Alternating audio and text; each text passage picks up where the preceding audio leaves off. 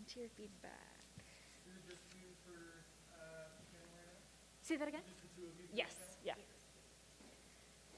Unless you'd like to join us.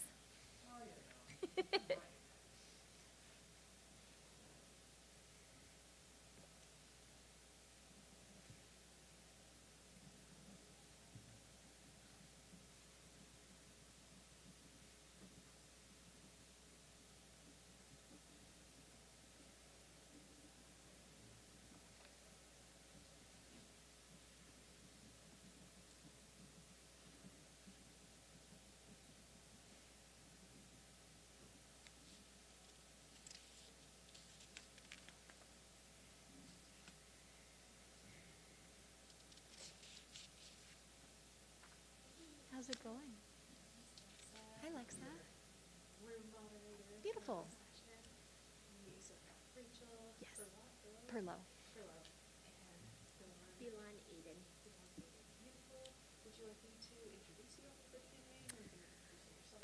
We wrote in a spot to introduce ourselves. Yeah.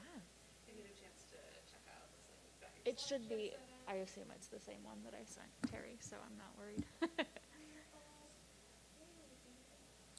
Great. Are you going to be our person sitting here? Cool. Great. Yeah. Did you get water? Yes. Okay. Great. Yeah. Thank you. We had about 17 or 16 vendors stop by, yeah?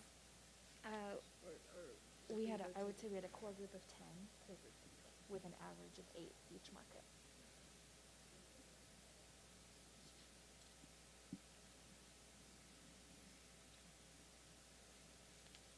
And so you all wouldn't mind using the microphone for pretty much all of this. That's fantastic. You can pick it up and move around with it if you need to.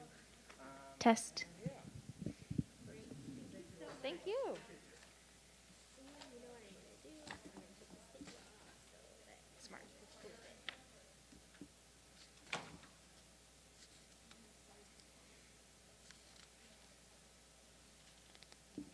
Send our selfie to Humvee.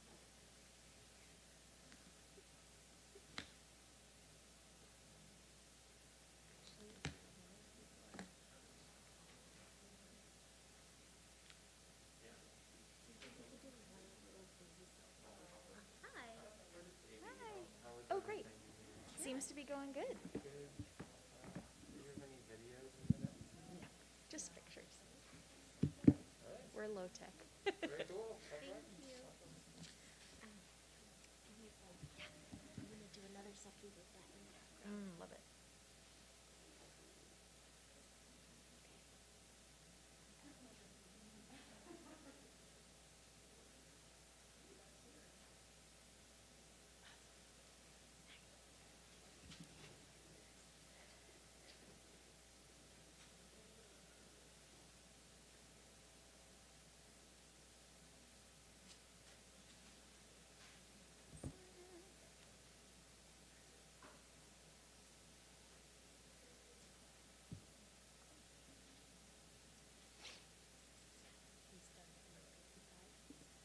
Yeah.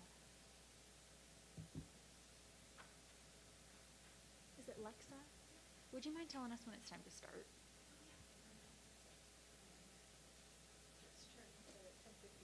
Okay. Okay. Okay, I don't think we'll use the whole time, but maybe. Should we wait for more folks, or do we think this is about? People just have trickled into every session Great. so far, so if it's already a minute or two, if Mhm. you want to jump in, I think we'll usually Okay. Sounds good.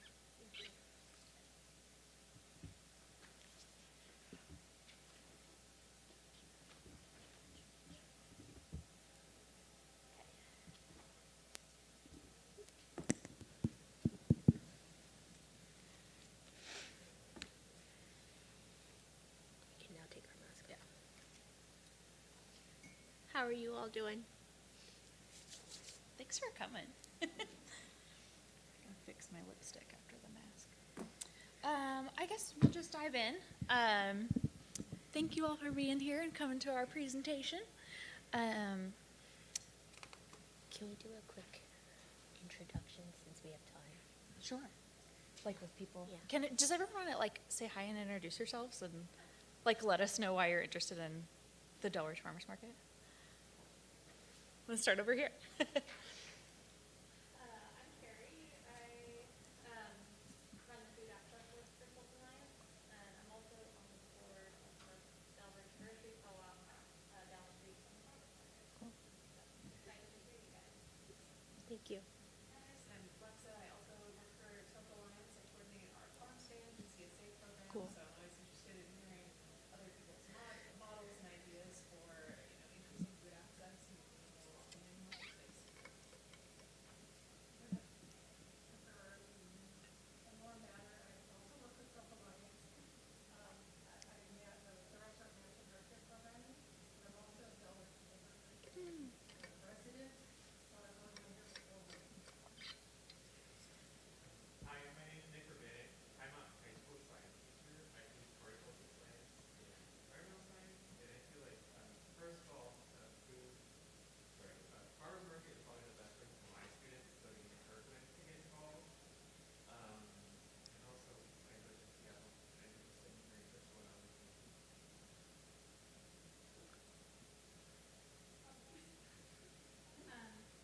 I'm Vera. I live in Northern BC in Canada, and I'm a farmer serving two very different communities demographically, and really interested in trying to increase accessibility and just want to hear more about the community. I'm Julie. I work with Total Alliance. I'm just going to learn. I've worked for the Dell Farmers Market Association and all of the farmers markets before, so I'm just curious how the markets are functioning and who is able to work in the community. Hi, my name is Heather Hughes. I'm general manager of Concentrates Inc. We're a supplier of organic fertilizers and cover crop seeds and feeds for small farms all over the West. And people that sell at farmers markets are my customers, the people I care about, and it's people coming down to us and looking at I'm Hillary. I am the volunteer coordinator at 21 Acres Farm Cool. in Louisville. And I am also mostly just curious here to learn, but also very interested in, especially working with volunteers, and we do have a market on site, just improving food access and sharing more resources within our local food system. Henry Wong with the business at Nine West. Okay. Thought I recognized you. And then, here, we do lending and technical business for farm businesses. That's what they do, I think, our services to farm line. And how we can do that more efficiently. Thanks, folks. Didn't mean to put you on the spot, but it's helpful to know kind of who we're talking to.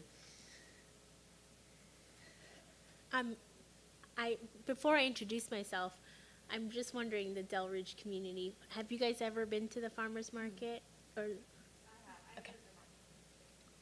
oh, great, okay. Okay.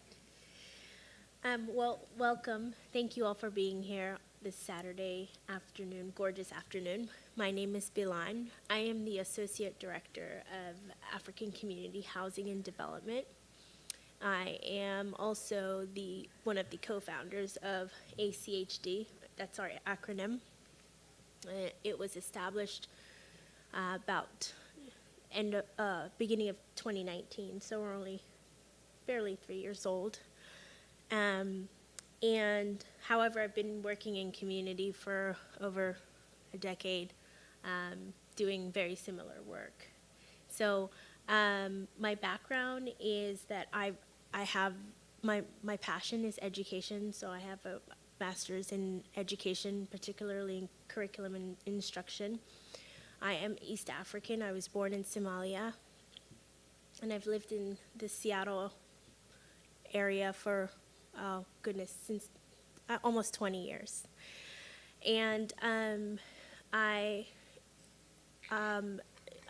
spent a lot of time developing curriculum for my community. And so in my line of work, besides advancing the mission of ACHD, is I help design and implement the curriculums that we use for most of our programs. I just realized like how many places I sit, and I just thought, this is why I do this work, and I love it. I'm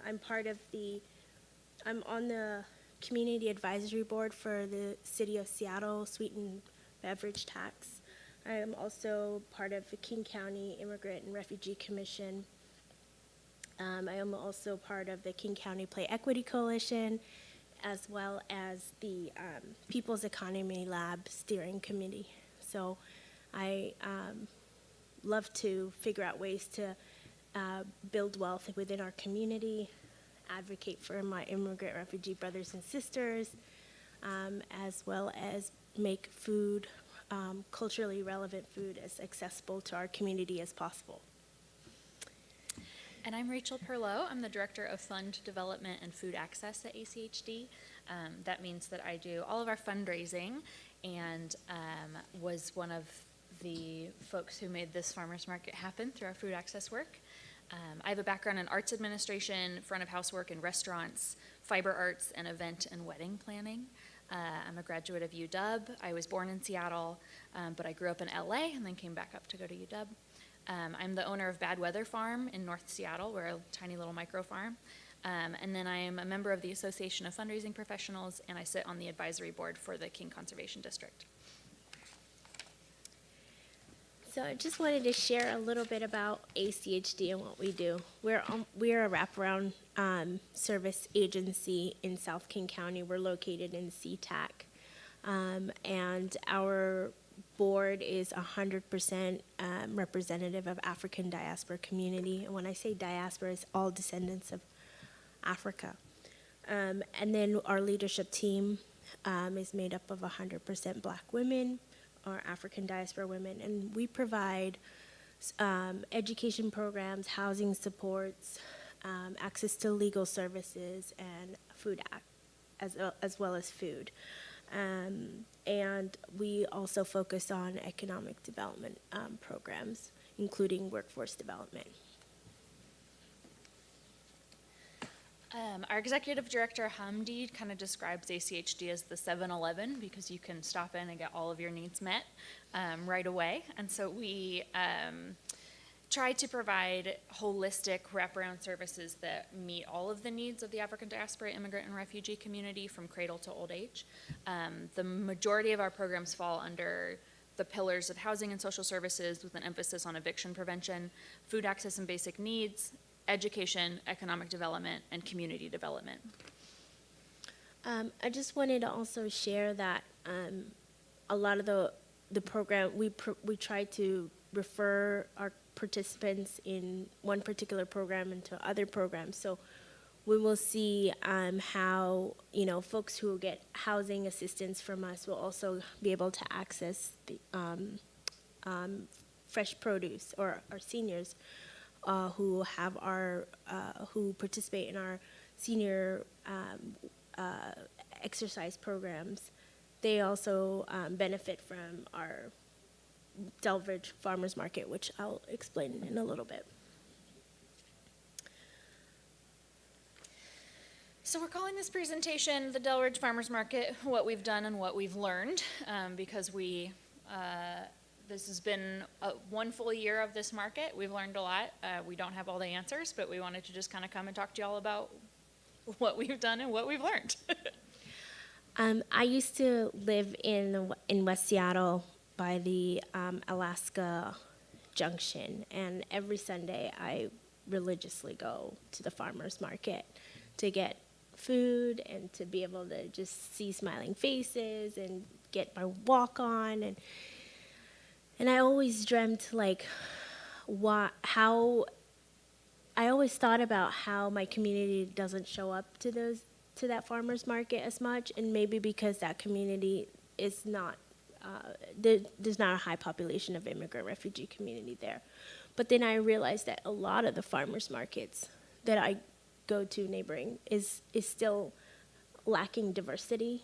in some respect, and I always often wonder if it has to do with the price of the food, or maybe the food that's available not being maybe culturally relevant to the immigrant refugee or East African immigrant refugee community.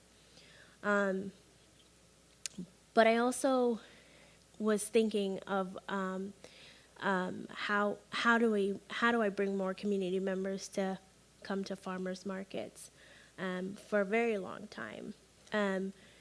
And when I went to study at UW for my education program, my practicum was outdoor education and teaching fourth, fifth, and sixth graders basically about science and also how to be good stewards and learn about the Pacific Northwest. And one of my most fondest places that I loved to teach was in the garden, and really talk about food and food justice and food insecurity, and how, and then also break bread with students. So this presentation, when we talk about the farmers market, we're going to talk about the timeline of how it all started, but it really did start from teaching kiddos, and I'll talk about the timeline. So right after graduating, when we developed ACHD, one of the first grants I wrote was to the City of Seattle Food Access Program to host 18 youth from 6th to 9th grade in the Delridge community about food justice, East African students. And that program had a three-prong approach. One is to learn about leadership and advocacy around food justice, learn about our current food system right now, and then also to do a community garden. And all three of those activities had students engaged in ways that they haven't ever before to think about where their food comes from and how do we make food more accessible. Just before the pandemic, the students hosted a few community cafes that they led and invited their parents as well as community members to talk about food and food insecurity. And what the community realized was that in the South Delridge enclave, it is a food apartheid zone because there's hardly any access to culturally relevant food. There's food around, it's just not culturally relevant, and it's not as affordable. And so, in the fall and the winter of 2020, we had that program, the Grow Together program. And then once we learned that, the kids then realized that in order to make food more accessible, and they said, we need to create a farmer's market. And so it all just kind of came together so organically that they decided that that's what they wanted to see in their community. So I'll let Rachel talk about how we went about to make that happen.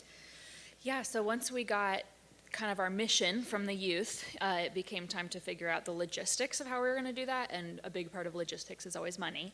And so we started searching for support while we were kind of designing what this model could potentially look like. We were honored to receive I think it's called the Seattle Municipal Grant from King Conservation District that really kind of kickstarted us into being like, oh, okay, so this is happening, let's go. We were then able to pull a few other funds in place now that we had that kind of initial seed money. So once we got that funding, we started recruiting vendors, setting dates, planning market details. we had a strong partnership with Hope Academy, which is a Somali language private school in Delridge, and they have this beautiful, if you've ever been to the market, they have this beautiful courtyard area in between the school building and the mosque building. And it was one of those places where as soon as I saw it, my event planner brain was like, how do we put a market in this space? How do we activate this space and make it a place for community? And so then we worked really closely with Hope Academy to get the place up to speed. We were doing this all during COVID, and so we were dealing a lot with changing regulations from the health department, from city government, kind of collaborating with a lot of different levels of oversight to make sure that this could happen. There hasn't been a new farmers market in Seattle for a while, and so we found a lot of folks at like the city and county level kind of had forgotten how to start a farmers market from their end. And so it was a lot of like dusting off old bureaucracy and figuring out what worked and what didn't and what needed to be kind of revamped. And then our first market happened in June 2021. It was small but mighty. We had 4 vendors. Most of them sold out within a few hours. There was really overwhelming support from community. And then we had, I believe, 6 market days. So our first year, we did monthly markets on the second Saturday of every month from June until November. And so last weekend, we just had our last one of the first season. And we celebrated our first pilot season and figured out what we want to change and grow and how we want to continue. So when we were designing the market, we were prioritizing 2 pillars. One was food access for immigrant and refugee community, specifically the African diaspora immigrant and refugee community, with the understanding that everyone would be welcome at the market, but that was our target audience who we were designing for. And then our second pillar was economic development for BIPOC-owned food-based small businesses. So we wanted to figure out how to make the market as profitable as possible for the businesses who were coming. And going back to the vision of the youth, we set out some priorities for the vendors in order to participate in the market.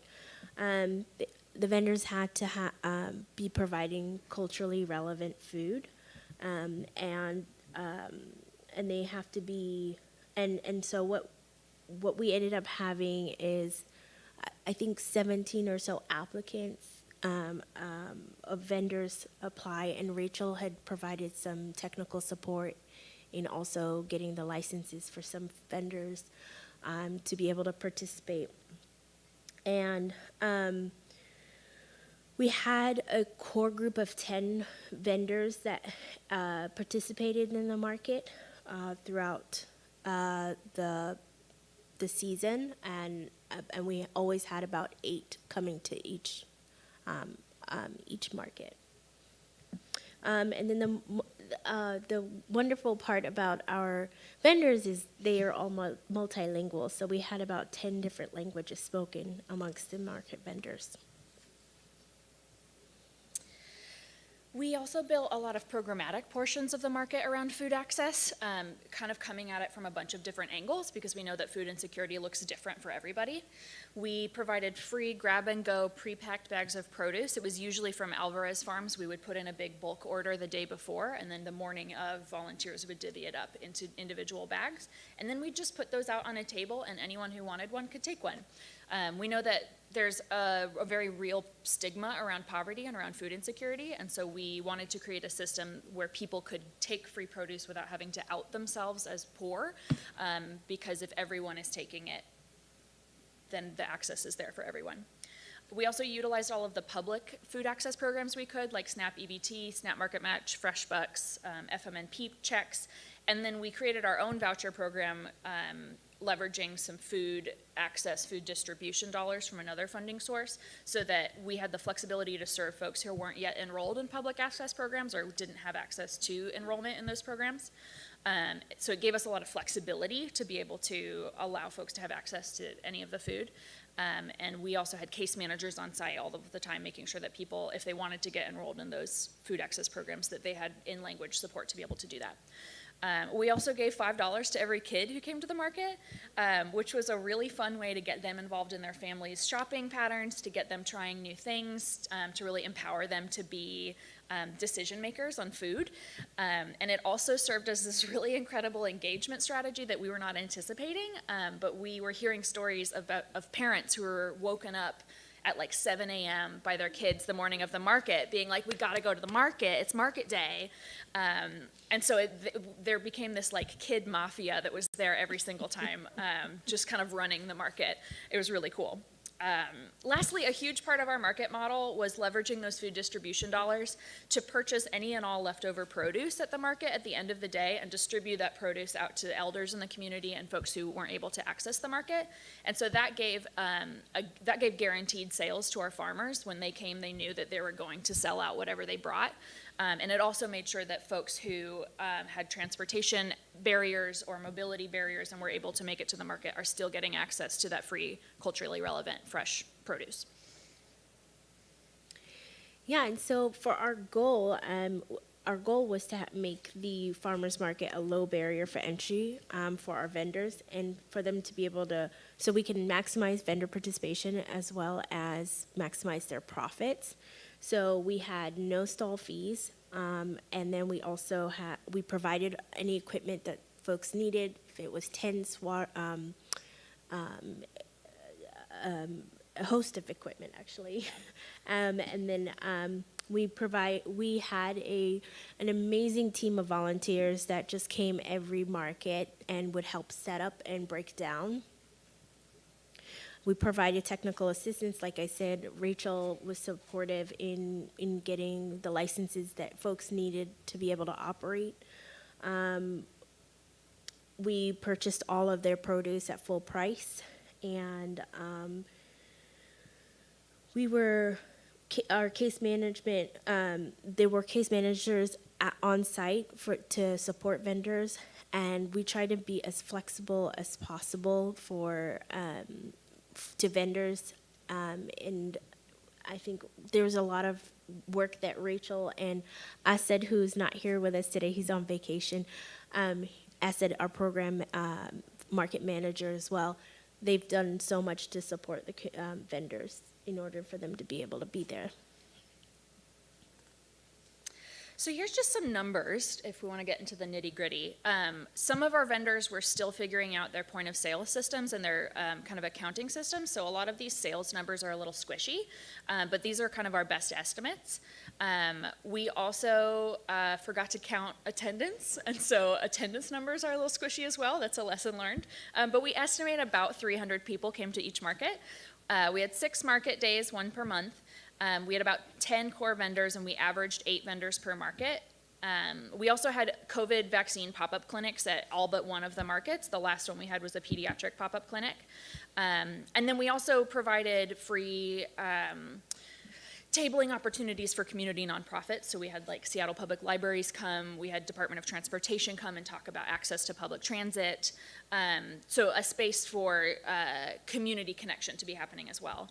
The average sales per market was about $3,500, and then we averaged about, our total leftover produce that we purchased was about $4,500. There was also about $4,500 in free produce bags distributed, about $7,000 in total food access dollars spent, so a combo of SNAP, EBT, our own vouchers, all of that. And then we had about 25 community volunteers who were engaged. The youngest were a set of twins who were 4 years old and carried little buckets around for people. It was very cute. This was our pilot year, so we were continuously gathering feedback from community. Our feedback was overwhelmingly positive. We feel really grateful to have had a really incredible group of vendors who really stuck with us and took a risk on this market with us.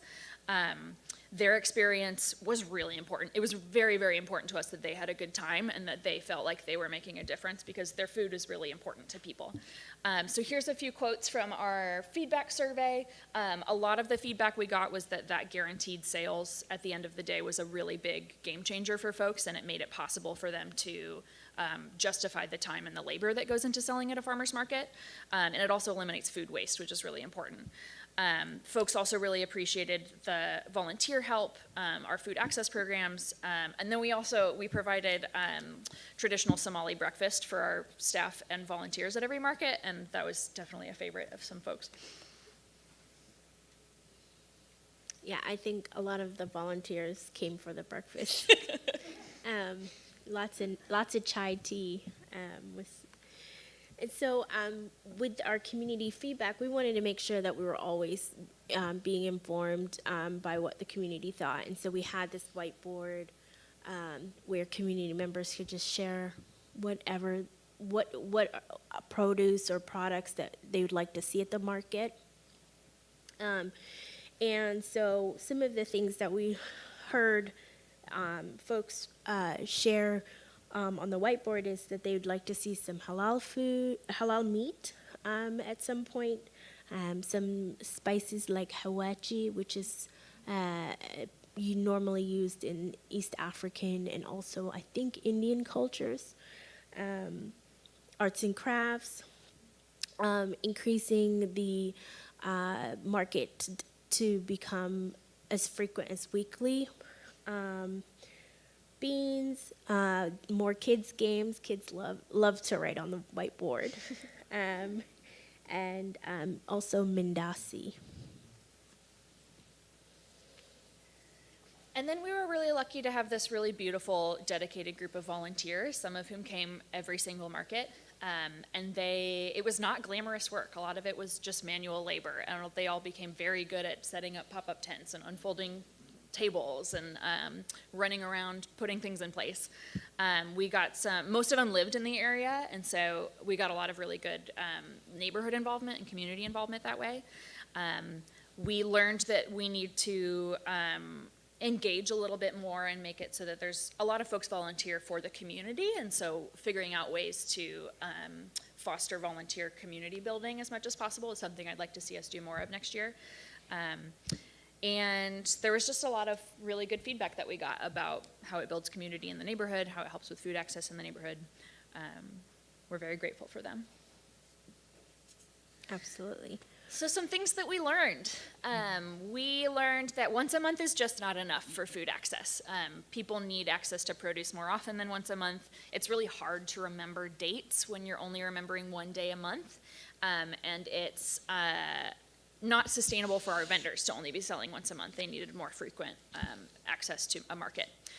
So next year we're looking at increasing to every other week. We couldn't quite ramp up to weekly right off the bat, but we're looking at changing to the second and fourth Saturday of every month. We also learned timing and scheduling. People want to come to the farmers market earlier in the morning. This year we did 11 to 3, and we're looking to shift to 10 to 2 next year. We also could have started a little earlier in May, and November was a little late with the weather, so we're thinking of moving things up by 1 month next year. We also learned that there is a huge need for food-specific small business support and advocacy, especially in language and culturally relevant support.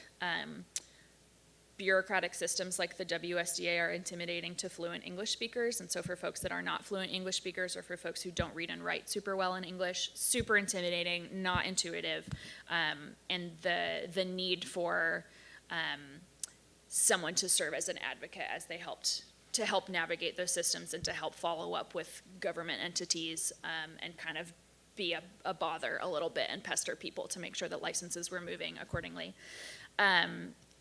And we're just seeing how much that the existing licensing and permitting systems are inaccessible to immigrants and refugees. We're thinking about a lot of ways, kind of from a broader structure of how do we reform those systems and how do we make those systems more accessible.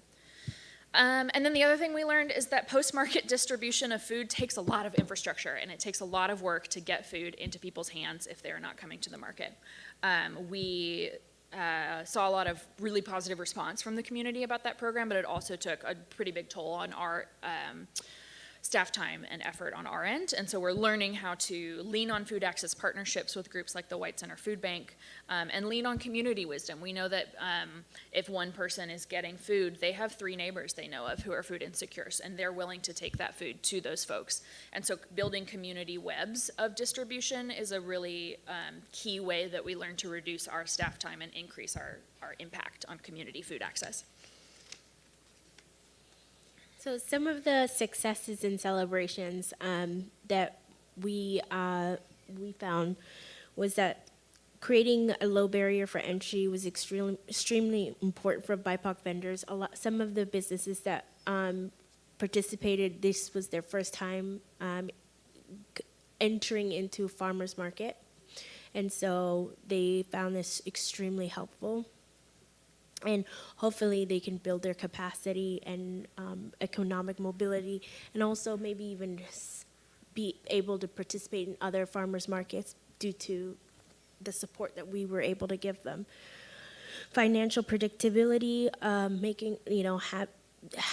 knowing your guaranteed sales and that you're getting food to a community most vulnerable or most in need is something that the vendors were really excited about, and had even shared with us that, this is why I come to this farmer's market. The culture, they also love that they have shared that they love the positive culture and experience they receive when participating at the farmer's market. For the community, people really appreciated the free bags of produce. It was stationed in an area you can just grab and go, and that there were multiple ways to purchase food. It wasn't just through just cash or as a specific benefit. It was as many programs, including ACHD's voucher program. Kids really got excited and involved in buying and purchasing produce, and it was. I would just say, even towards the end of the market season, it almost became like a kids-driven market, because they were the ones getting their parents out, and they were talking with all the vendors and purchasing. Being able to offer this program in multiple languages, people can just shop and get their needs met without having to struggle to communicate, which is super helpful. And then also having ways like the whiteboard and having ACHD staff members to be able to get community feedback was some of the successes that we saw. So that's our presentation to y'all. We'd love to take questions. We'd love to talk more and dive deep. This is our contact info. Please feel free to reach out if you have ideas for collaboration, or if you have more questions, or just want to sit over a cup of chai and talk about kind of the work that we do. I see a question back there. It's you. How many languages did you have to learn? The primary one was Somali, and a lot of our staff speaks Somali, and so we had a couple of staff members at every market. We also saw a fair amount of Swahili, Amharic, Arabic. Within the last few months, we started noticing Afghan refugees coming to the market in that area as well, and so we found the need for. Yeah, Amharic and Tigrinya, yes. Yes. Yeah, the hard part when I worked in that community years ago when I was a social worker, was getting, I would not know even which interpreter to ask from, I had somebody from East Africa, and I've made mistakes. I left the wrong language, and things blew up. So, it was Yeah. And we're lucky that a lot of our staff are multilingual, and so one person can help with a few different languages. We have a really incredible, very talented staff. That was not okay in some of the cultures. The child could not translate the director, not so much. Right? It's not very it's usually not very appropriate to ask kids to interpret for their families, because they Right, but they, their comprehension is only at a certain level, and so if you're asking a kindergartner to translate really advanced concept, that's not super fair, and it's also not fair to ask a kid to be, a lot of the times they're dealing with really intense topics, like housing security for their family or rent for their family. Or vaccinations. Or vaccinations, and so it's just not, we try not to get kids involved in things, we just want them to be kids, That's a great question, though. I think the most we would do is say, "Where's your mom?" Right. and then discuss with them. Yeah. It's also something that I learned when I started working with ACHD that I don't think is widely known, is that a lot of East African immigrants and refugees, when they arrive to the U.S., are not literate in any language, because there's been generations that have gone through refugee camps and just never learned to read or write. And so translated materials on paper are not helpful at all. And so having oral interpretation is really, really important, and translating written items into different languages doesn't solve all of the problems. You're better off having it in English, and then they take it to someone they trust to translate for them. Yeah. Yeah. I was just wondering about, you mentioned the COVID clinics and the case managers, like how many like resources or like, I don't know the right word, like entities or governments did you have to loop in to bring in those additional resources? A lot of stuff we do in-house, so we're able to handle housing, education, I'm missing a bajillion things, small business support, utilities support. So a lot of stuff we do in-house and are able to handle in-house. For the COVID vaccine clinic, our first one was through the Seattle Fire Department, and that was in June 2021, and that was kind of the very end of the fire department being involved in vaccines at that time. And so then we had a month where we didn't have a clinic, and then we brought public health in, King County Public Health, and they had they contract with a lot of different medical providers, and so we worked specifically with Bird's Eye Medical out of Olympia, so they would have a super long drive every morning to get to us, but then we had a consistent team who was there every time, which was great. And we were in that kind of funny time where a lot of folks were vaccinated, but there were some folks trickling in as like hesitancy decreased, and then we were in booster time, and then we were in pediatric time, and that one was a really big, popular vaccine clinic. So it was interesting to see, just from a vaccine standpoint, of like the fluctuation in numbers. And we were also one of the only clinics that had Johnson & Johnson for a while, and so we were having folks come to us specifically because we were offering that vaccine, and a lot of other places weren't. Does that answer your question?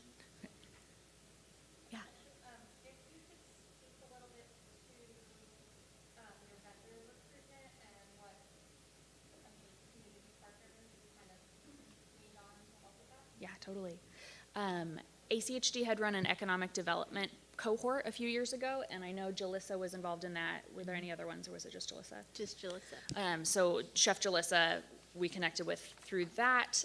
Some of it was just, as a farmer, I knew the farming landscape, and so was able to know who to reach out to directly and talk to. And then we also worked a little bit with the IRC's farming program. A few of our folks were through there. At one point, I just looked through the Social media. At one point, I just looked through the Eat Local food finder and just called farmers and were like, hey, this is happening. Do you want to come? So it was a lot of just reaching out and presenting opportunity and hoping people said yes. And then a lot of them did. And some word of mouth as well. Yeah. We had a lot of interest from artists and like skincare makers, but we were trying this year to have it just be food, just to see how that would go. Next year we're looking to increase a little bit, so I think we'll have one skincare person and one arts and craft person per market, but we're going to limit it to that, just because the mission of the market is food access. I know like permitting wise is a little bit different when you bring in prepared foods, but Mm-hmm. food innovation network community seems like it's a Yeah, one of our vendors, they're located at Spice Bridge, a fellow Jollof Catering. Yeah, it's different. That's the other thing that was tricky, is that it's really hard to find just one sheet of paper that tells you if you sell this, you need these permits. If you sell this, you need these permits. Like, that doesn't really exist. If it does, it's several years old, and so you don't know if it's valid valid or not. And so a lot of the work I did was just a lot of Googling and picking up the phone and calling the WSDA and calling public health and saying, they sell these products, what do I need? And then I'd get conflicting answers, and then I'd have to like go back and forth. And so a lot of what I did for small business support was literally just pick up the phone and ask questions and try to figure things out and problem solve. Yeah. Most of the, first of all, thank you very much. This is really some of this, about that. A lot of the market costs themselves were subsidized through primarily the grant, the original grant, is that right?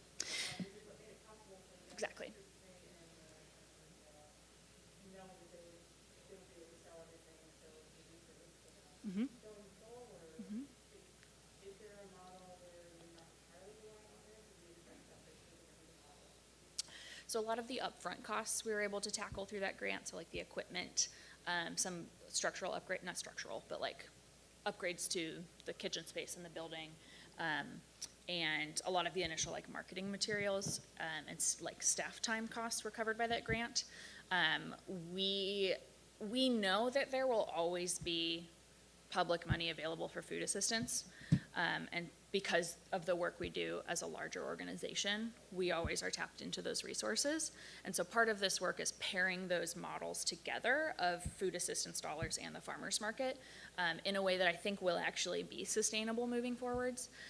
And because we don't have to make all of those upfront investments again, it seems like it will be fairly low cost moving forward. We're going to be dependent on grants next year as well.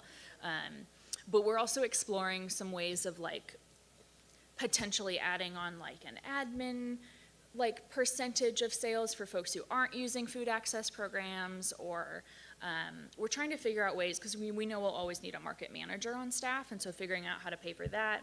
But again, there's a lot of money for food access programs. It's all like a big puzzle that we're putting together. But at the end of the day, our goal is not to make a profit, and so we're fine that this is not a self-sustaining model right now, because we're lucky enough to have a lot of community partners who are investing in the work. We're also getting a lot of donations from folks in the neighborhood, which is really cool. So the community is really investing in this work as well. Yeah, and I think maybe the only thing that we thought of is maybe create a small fee, maybe $10 to vendors, so that we could maintain some of the equipment that we have purchased. But that's, I don't know if we're still working on next season and what that's going to look like. Mm-hmm. Yeah. It sounds like you're generally saying that because of the food access programs, you're able to pay the overhead associated with fully supporting the students and the library. Overall, a good investment to ensure food access to the community and to support the Mm-hmm. Is there a food access component? Is there also a small business support component that you can access? Yeah, and we have gotten some funding from that. The question was, is there a food access and small business support components? And yeah, we're looking next year to be hiring, because I'm also the fundraiser for the organization, I really need to be focusing on that and like separating their not related work.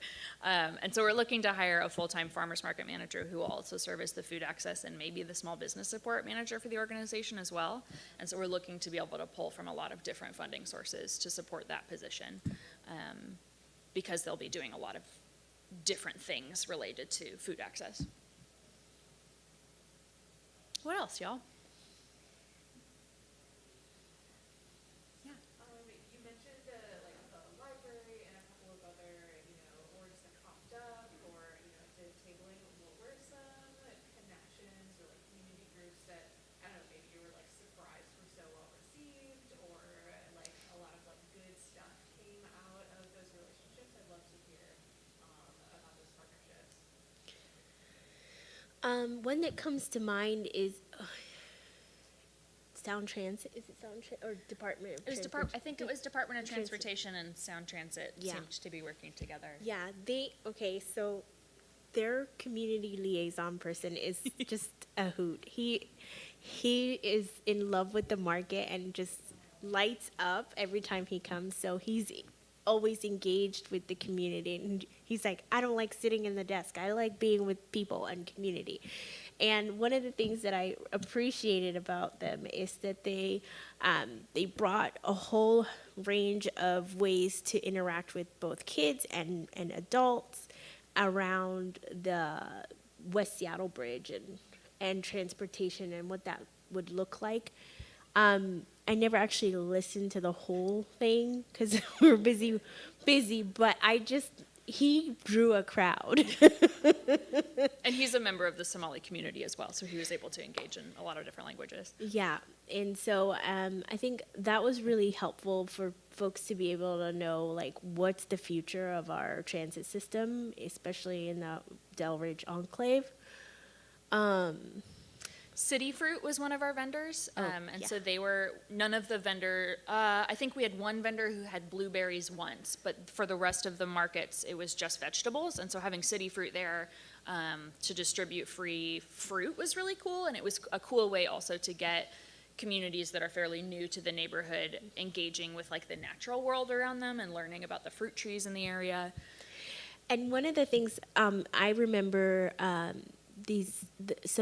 some community members came back the next month looking for City Fruit because the fruit was absolutely delicious, and I just was like, I'm so sorry, that fruit's out of season. And like, it was so weird that every single month you're not going to find the same food. And that was like a teachable moment. Even for me, I was like, oh, we're not going to have okra this month. Okay. Yeah, I think for folks who are, as we've all experienced, for folks who are used to shopping at a grocery store, the idea of seasonality, especially also coming from a very different climate than the Pacific Northwest, the idea of seasonality is a little bit new. And the idea that you can't just go to the market and get okra every single time that you go. It's like a very specific time of year that you can grow okra around here. Yeah, it was just cool to be introducing that concept in the specific way that it occurs in the Pacific Northwest. Mm-hmm. Question about kind of the feedback loop. Mhm. That's something that I've been working on with kind of establishing for our volunteers, is making sure that we're bringing it all full circle. And you mentioned kind of the barriers that you kind of address through economic development. Mhm. And just wondering if through that feedback, were there any kind of barriers or suggestions for improvements that surprised you or that you didn't realize? Like I've been getting stuff about like transportation and some other things that when I realized I'm like, oh yes, of course. But also just curious if there were new things new challenges that were presented. It's a great question. Let me look at my list of things and see. I know that transportation was a big one. A lot of farmers are working with pretty old vehicles that are not super reliable. So I know we had a few times when folks couldn't come to the market because their truck was broken. I know I was surprised by just the ridiculous complexity of the permitting and licensing and bureaucracy systems required to sell at a farmer's market. It's pretty staggering, especially if you're a small business and you're really good at growing Swiss chard and kale, and that's what you're good at and that's what you love to focus on. And then now you have to deal with all of these different bureaucratic systems, and it's really overwhelming and really expensive a lot of the time too. And so being able to support folks with we paid for some folks' liability insurance to sell at the farmer's market because that was a financial barrier to access for the market. And we didn't want it to be a barrier, so we just said, we'll foot the bill for that. What else? Some interesting feedback that we got.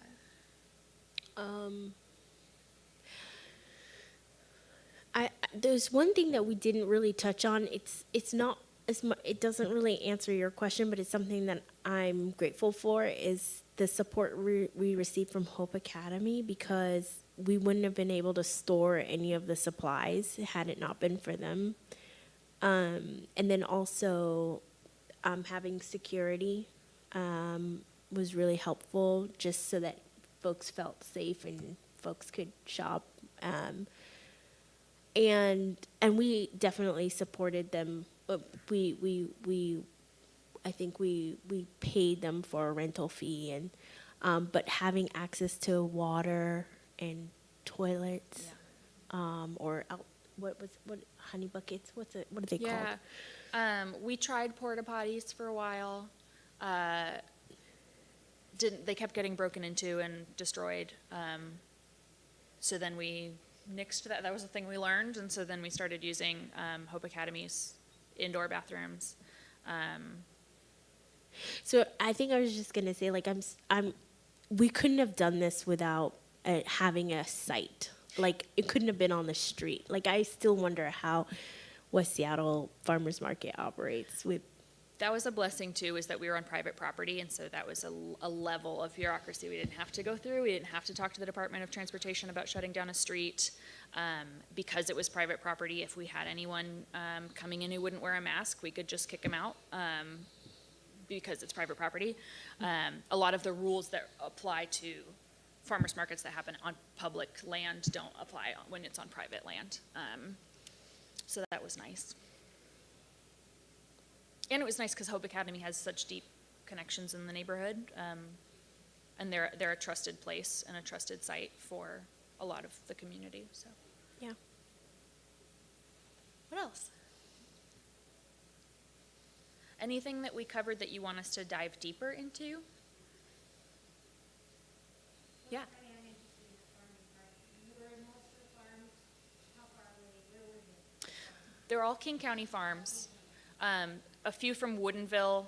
I think they had gone, I'm pretty sure they went through the Viva Incubator program.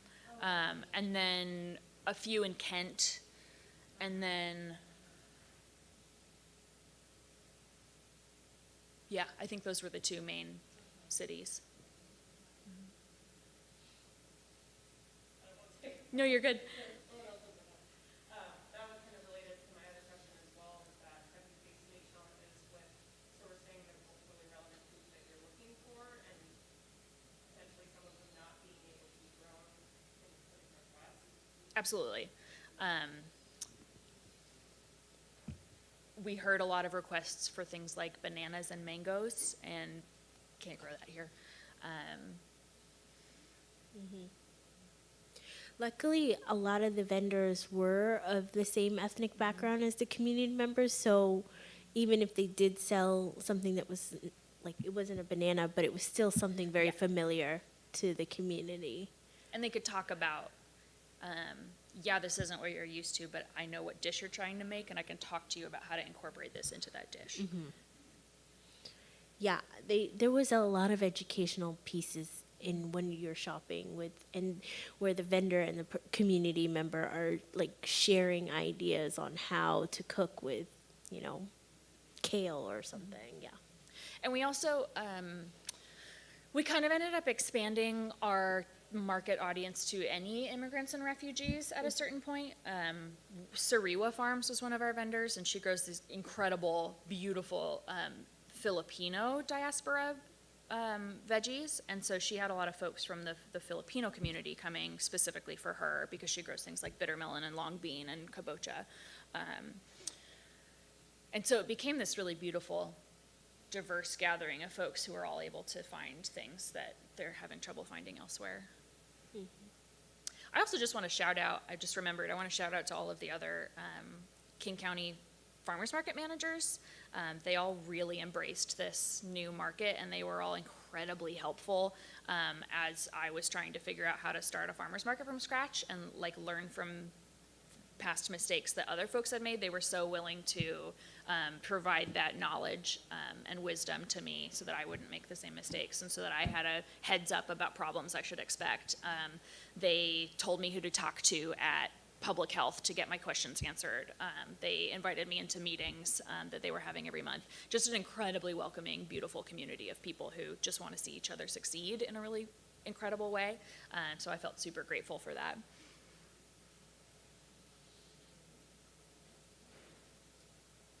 How are we doing on time?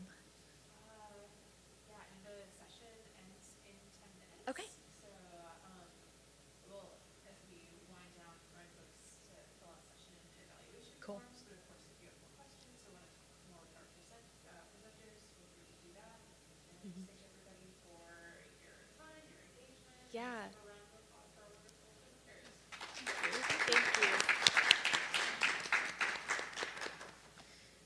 you so much. We'll sit here for a few more minutes if you want to come up and chat.